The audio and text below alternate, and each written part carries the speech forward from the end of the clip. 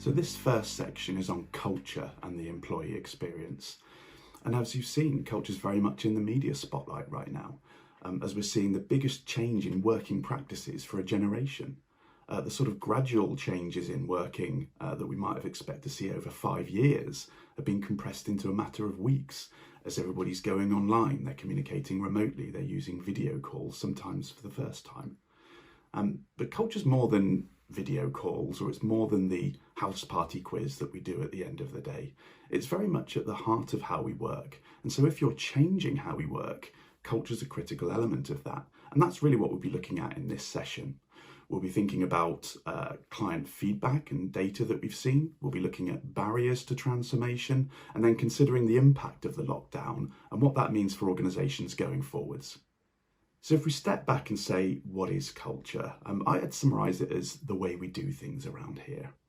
And when we're thinking about corporate culture in particular, you can learn a lot by looking at the history of a company. So, is it more than 100 years old where people have been going to the same office all that time and they've got very ingrained enterprise behaviours that are slow to change?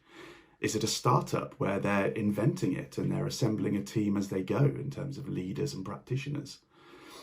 If we look at any company that's had a merger, an acquisition, or a major reorg, then we absolutely see that the culture changes as new values, new people, new ideas are infused into the organisation. So all of these things need bearing in mind when we're thinking about transformation, because it's something that you can't really write a check for in the same way that you can for buying a platform. But it's absolutely critical to how organisations bed in change. So if you're going to change the way that you're working, you need your people along for the journey. And ISG data bears that out. So if we take survey data after programs and we ask clients, what was successful, what could have gone differently, and in terms of the feedback we're getting around the people side of things, the areas that you see there in the green box account for over 50% of the findings when we say what was a success factor for your transformation. And it shouldn't really be a surprise. So first and foremost, we've got business and IT culture. Now we see, roles like the product owner able to bridge different functions, but when it's not working, you absolutely know, and it will hold a program back.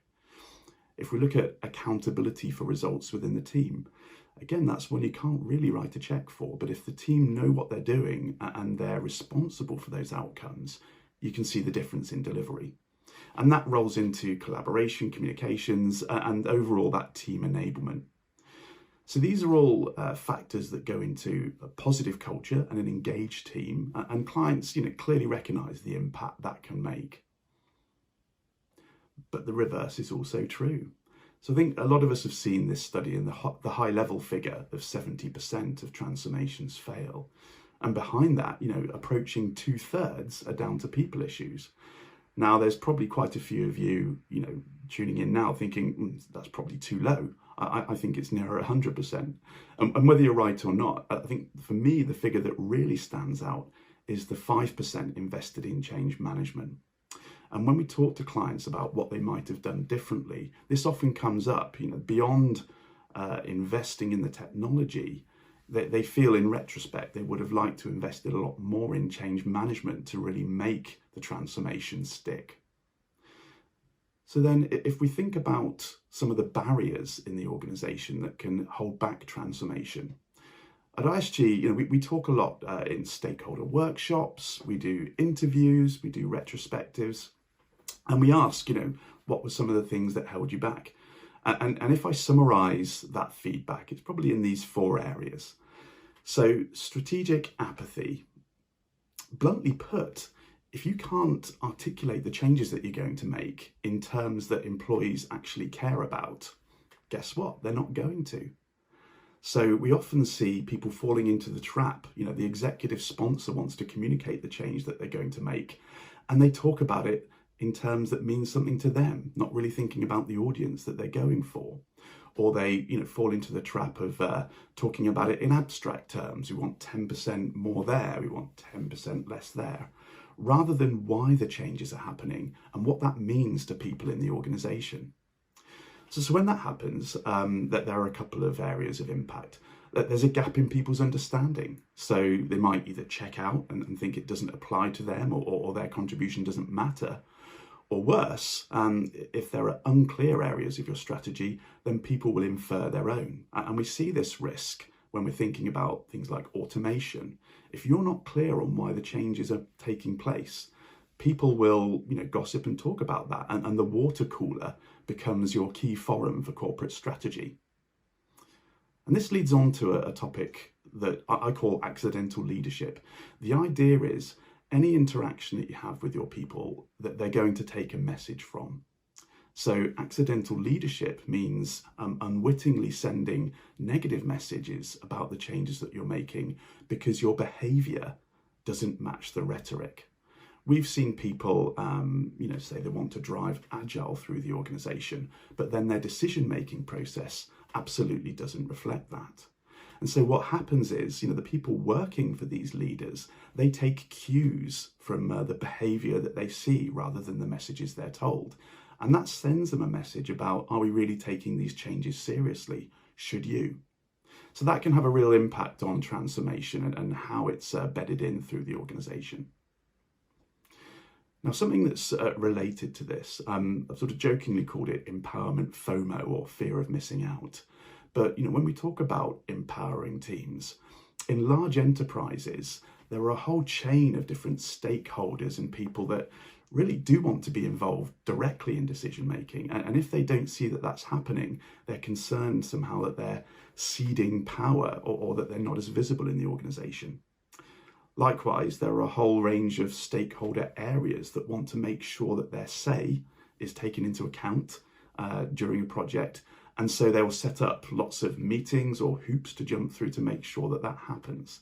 So the net impact of all of this is it can be a real drag factor and start to lock down and hinder projects as they move forwards. And that's really moving against the agility that what a lot of clients say that they want to happen.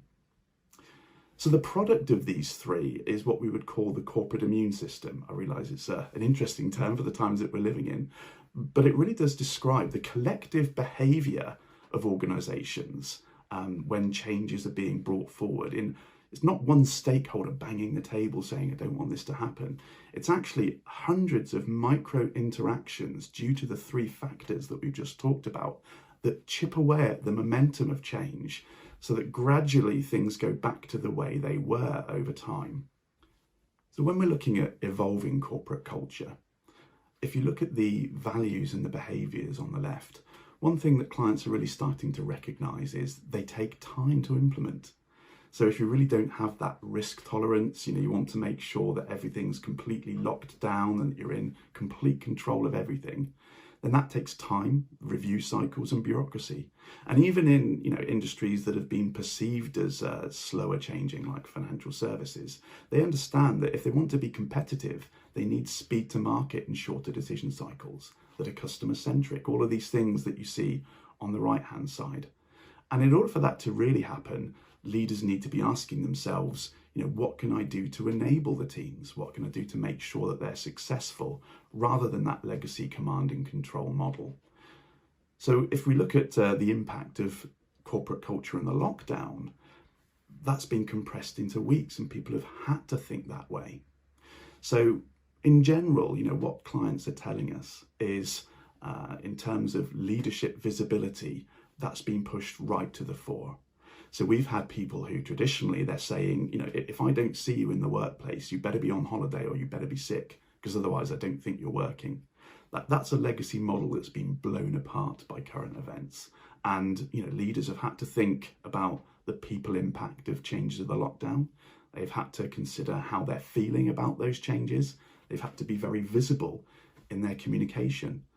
And really, they've had to trust them that when they're working at home, they're going to be as productive and they're going to do a good job. And the general feedback that we're getting is that's true. People will be talking about data and the employee experience later in this theme and session. But overall, the feedback is that productivity has been maintained.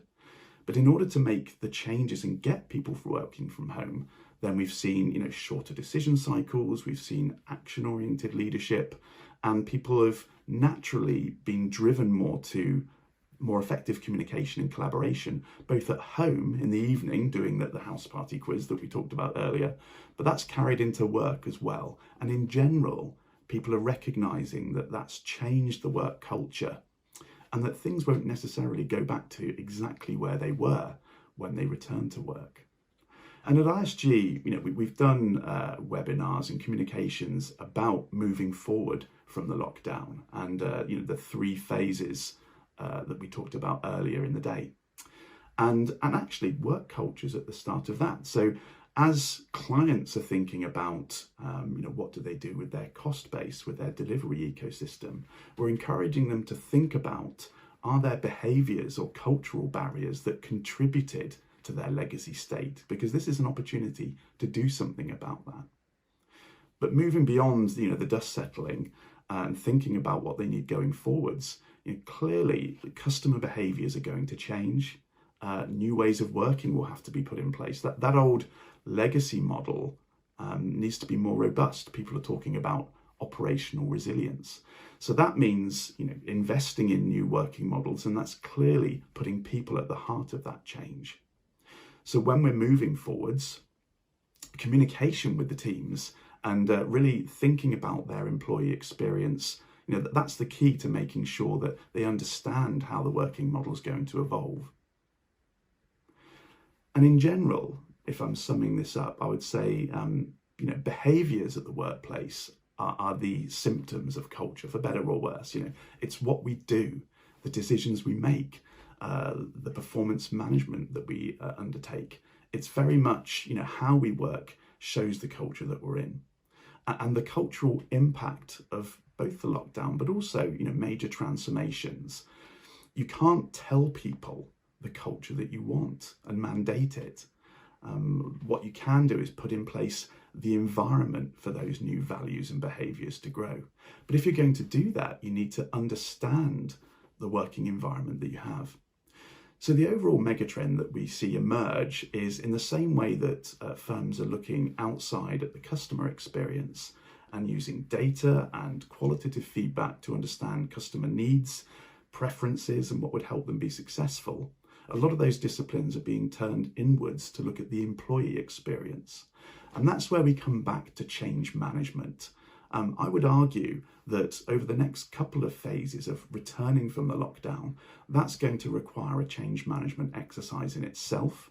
And it's going to require organisations to think about how their people work, some of the questions or uncertainties that they might have, and how they can be best supported in the return to the new working model. And then beyond that, I think there'll be a lot of employee engagement required to really understand what the go-to model looks like. What will that new future look like, and what will our organisation be as we move forwards? So a key part of that is data and working with data to understand the employee experience. And that's the next session that we've got in the panel run by Dee.